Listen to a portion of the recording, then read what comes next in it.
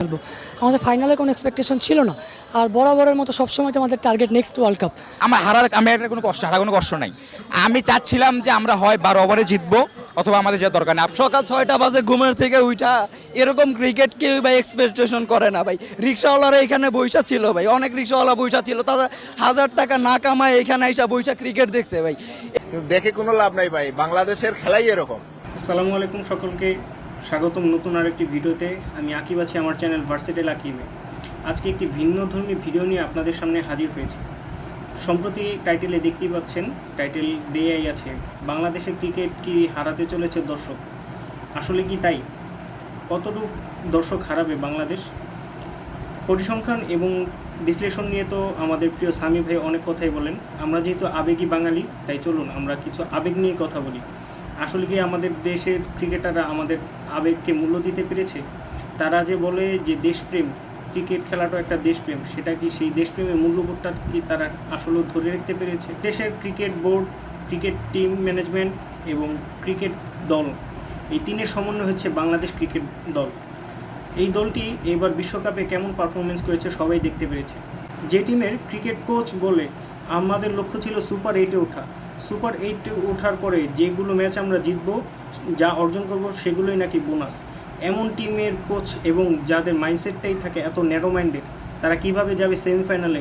দেশের সমর্থকদের অধিকাংশই হচ্ছে তরুণ, যারা হচ্ছে হয় ভার্সিটি পড়ুয়া না হয় কলেজ পড়ুয়া। তারপরে আছে নিম্ন আয়ের মানুষ, বিশেষ করে রিক্সাওয়ালা। টিএসসিতে দেখা যায় বেশিরভাগই তাদের কণ্ঠে হতাশার ঝড়। সবারই একটাই দাবি, এই দেশের টিমকে পরিবর্তন করতে হবে, এই দেশের ক্রিকেট বোর্ডকে পরিবর্তন করতে হবে, এই দেশের ক্রিকেট ম্যানেজমেন্ট এবং বিশেষ করে এই কোচকে পরিবর্তন করতে হবে। ক্রিকেট গ্রুপ, স্পোর্টস গ্রুপ এবং পেজগুলোতে চোখ বুলালেই দেখা যায় সবার চোখে মুখে শুধু হতাশা, এক একটা হতাশার ভিডিও, এক একটা হতাশার পোস্ট। এই পোস্টগুলোর কারণ কি? এই পোস্টগুলোর কারণ একটাই, তারা দেশের ক্রিকেটের প্রতি অতিষ্ঠ হয়ে গিয়েছে, এই টিমের প্রতি অতিষ্ঠ হয়ে গিয়েছে। আমি নিজেও একজন শিক্ষার্থী। আমার মতো দেশের লাখো শিক্ষার্থীরা নিজের জীবনে মূল্যবান সময়গুলো নষ্ট করেছে এমন ভিত্তিহীন এবং ছেলেমানুষি খেলা দেখার পেছনে। যে সময়গুলো আমরা পড়ালেখা কিংবা স্কিল ডেভেলপমেন্টের কাজে ব্যয় করলে আমরা আমাদের জীবনের লক্ষ্যের কাছে অনেকটাই পৌঁছে যেতে পারতাম, কিন্তু আবেগের কারণে, নিজের দেশের ক্রিকেট দলের প্রতি আবেগের কারণে, ভালোবাসার কারণে আমরা এই খেলাগুলো দেখে জীবনের সময়গুলো নষ্ট হয়েছে। সবার কণ্ঠে শুধু হতাশা। এই আওয়াজ কি ক্রিকেট বোর্ডের কানে পৌঁছায় না? অবশ্যই পৌঁছাচ্ছে, কিন্তু তারা কানে তালা লাগিয়ে রেখেছে। কারণ কি? কারণটা হচ্ছে প্রত্যেকেরই মাস শেষে ব্যাংকে ঢুকছে তাদের মোটা অঙ্কের বেতন। অধিনায়ক শান্ত প্রেস কনফারেন্সে আফগানিস্তানে ম্যাচ পরবর্তী সংবাদ সম্মেলনে বলেছিলেন তিনি দেশের কাছে ক্ষমা প্রার্থী, দেশের মানুষের কাছে ক্ষমা প্রার্থী। আদৌ কি তিনি ক্ষমার যোগ্য? কমেন্ট বক্সে আপনারা বলে যাবেন। চলুন দেখি আমার মতে সে কি আসলে ক্ষমার যোগ্য কিনা। মানুষের এবং ক্রিকেটারদের ক্ষেত্রে খারাপ সময় আসবেই, সেই খারাপ সময় হতে হয় বিনয়ী এবং ধৈর্য। শান্তর ভালো সময় যদি বলি, ভালো সময়গুলো হাতে গোনা কয়েকটা। যেমন 2021 সালে শ্রীলঙ্কার বিপক্ষে টেস্টে 163 রান করা, হতে পারে আয়ারল্যান্ড সিরিজে তার ম্যান অফ দ্য সিরিজ হওয়া, এবং বিশ্বকাপের শেষ ম্যাচে শ্রীলঙ্কার বিরুদ্ধে 90 রান করা, এবং ইংল্যান্ড সিরিজে ম্যান অফ দ্য সিরিজ হওয়া। বাস এই কয়েকটাই। কিন্তু বাকিগুলো সময় তার অফ ফর্মই ছিল। কিন্তু এই অফ ফর্মে, বিশেষ করে বিশ্বকাপের মুহূর্তে যখন সে দলের ক্যাপ্টেন, তখন তো তার আরও বিনয়ী হওয়া দরকার ছিল। যে জায়গায় অন্য সব দেশের সাথে তিনি কম্পেয়ার করছেন, আসলে কি অন্য সব দলের মতো তিনি কম্পেয়ার করার যোগ্য? তিনি যে বাংলাদেশ দলকে অন্য সব চ্যাম্পিয়ন দলের সাথে, ইংল্যান্ডের সাথে, অস্ট্রেলিয়ার সাথে তারা কম্পেয়ার করে এবং বলে যে তারাও হারে, আসলে কি তাই? তাদের লেভেল পর্যন্ত কি আমরা এখনও যেতে পেরেছি? অবশ্যই না। যেই জায়গায় আজ ক্রিকেটের স্ট্যাটাসে 24 বছর পার হয়ে যাওয়ার পরেও একটা দলের খেলোয়াড়রা বলে আমরা এখনও শিখছি, আমাদের ভবিষ্যতে শেখার আছে, সেই দল থেকে আমরা কি আশা করতে পারি? এর থেকে তো বেশি কিছু আশা করতে পারিনি। এমন হতাশা যতটুকু পেয়েছি ততটুকুই বলতে পারি যে আমাদের ভাগ্য। সবচেয়ে বড় কথা, এই সুপার 8-এ ওঠার পেছনে যে আমাদের দেশে বোলারদের কৃতিত্ব 100-এ 100, এটা বলার কোনো এবং অস্বীকার করার কোনো উপায় নেই। কারণ একমাত্র বোলারদের কল্যাণেই আমরা এই সুপার 8-এ উঠেছি। ব্যাটসম্যানদের কৃতিত্ব কাকে দিব? যদি দেওয়াই যায়, সেটা হচ্ছে একমাত্র তাওহিদ হৃদয়, সাকিব আল হাসানের নেদারল্যান্ডসের ইনিংস। এই দুইটা মানুষ ছাড়া আর কাউকে কি জাস্টিফাই করার মতো আছে? অবশ্যই না। শেষ ম্যাচে লিটন করেছেন 50 রান, কত বলে? 46 বলে প্রায় 52 রানের মতো অপরাজিত ছিলেন, তার এই 50 দিয়ে কি হবে তিনি নিজেই জানেন না, আমরাও জানি না। যেই ম্যাচটা সবার চোখের মনি ছিল, সবাই জিততে চেয়েছিল, এবং ফেসবুকে ঢুকলেই দেখা যায় ট্রোল পেজগুলোতে যেখানে সবাই বলছিল একমাত্র বাংলাদেশ টিমই হয়তো চায় না সেমিফাইনাল খেলতে, বাকি সব দেশের মানুষ সবাই চাচ্ছে বাংলাদেশ সেমিফাইনাল খেলুক। এত কিছুর পরেও যদি দলের ক্রিকেট বোর্ডের এবং দেশের ক্রিকেটের টনক না নড়ে, তাহলে আর কবে নড়বে?